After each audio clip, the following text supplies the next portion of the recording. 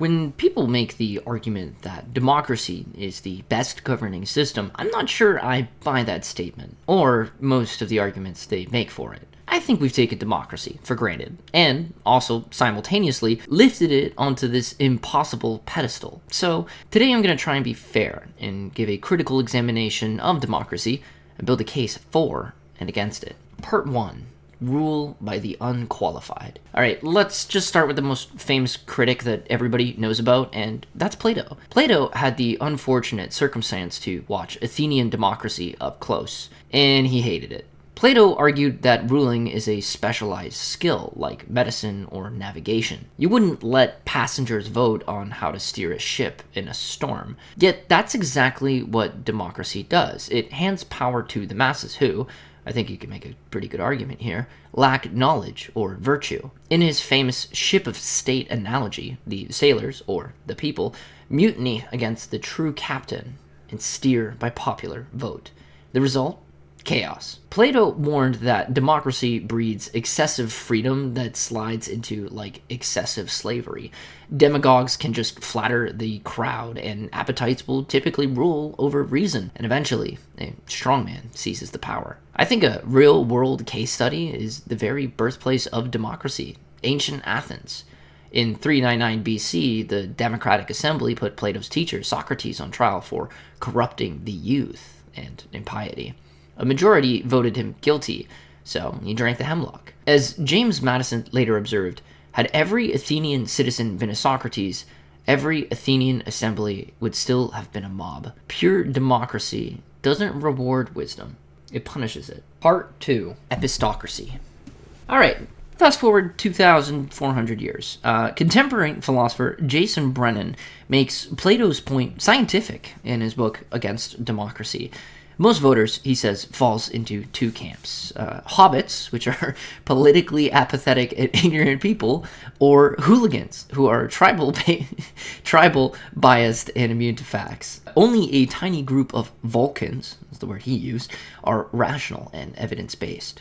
Why? Rational ignorance. Your single vote in a nation of millions has basically zero impact. So why spend time studying trade policy or climate models? Surveys consistently show the average voter, in America at least, can't even name the 3 branches of government or basic candidate positions. Brennan's solution? He suggested epistocracy, the rule by the knowledgeable. And a lot of people hint at this, but probably don't know the word, because this is something like passing a basic civics test for voting rights, or giving extra votes to those who prove competence.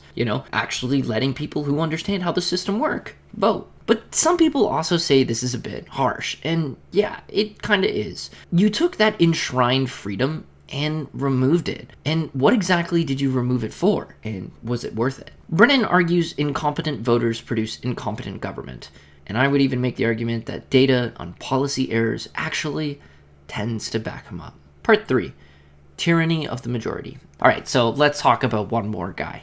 No, not yet. I don't really know how to pronounce this name, so Alex de Tocqueville, I'm hoping it's right, saw the same danger in 1830s America. In Democracy in America, he coined tyranny of the majority, when the crowd crushes minorities, free thought, and long-term wisdom just because it feels good in the moment. Laws become whatever 51% wants today, not necessarily what's best for the ship. The Exhibit A from the 20th century is the Weimar Republic, born in 1919 as Germany's first real democracy after World War I. And yeah, you know what? There's so many major historic points here that I actually am kind of knowledgeable on. I'm just not going to talk about it at all. I'm just going to use this and take it. It looked promising for like a second. They had laws for universal suffrage or a progressive constitution. Then economic collapse and hyperinflation hit. And yet somehow in perfectly legal democratic elections, the Nazi Party went from 2.6 in 1928 to 37%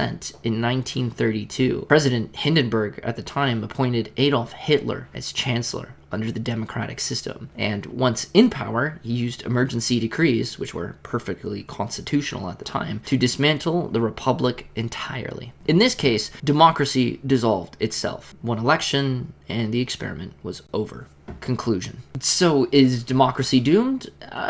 Not quite. These critics aren't anarchists. Plato and Brennan admit pure rule by experts can become corrupt too. Winston Churchill famously called democracy the worst form of government except for all the others, which it's kind of funny and accurate.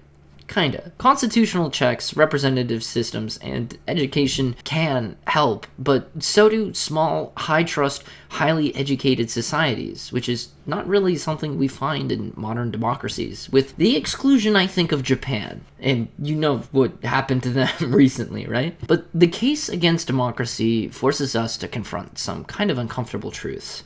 Social media lately has been supercharging ignorance and tribalism. Populism then exploits it, and no amount of get-out-of-the-vote campaigns fixes rational apathy. So maybe the solution here isn't more democracy, and maybe we should stop exporting it around the world. Maybe the answer is a smarter democracy. Epistocratic reforms or merit-based elements like Singapore's system that delivered decades of growth without mob rule. And granted, I don't know if I'd call Singapore a true democracy either. So, what do you think? Is democracy salvageable, or are the philosophers right? Drop your takes below. Happy to read any of them. And if this made you rethink politics, I'd appreciate a like or a subscribe. I'll think about doing some more deep dives and start getting into the more spicy topics as time goes on. Anyways, thanks for watching.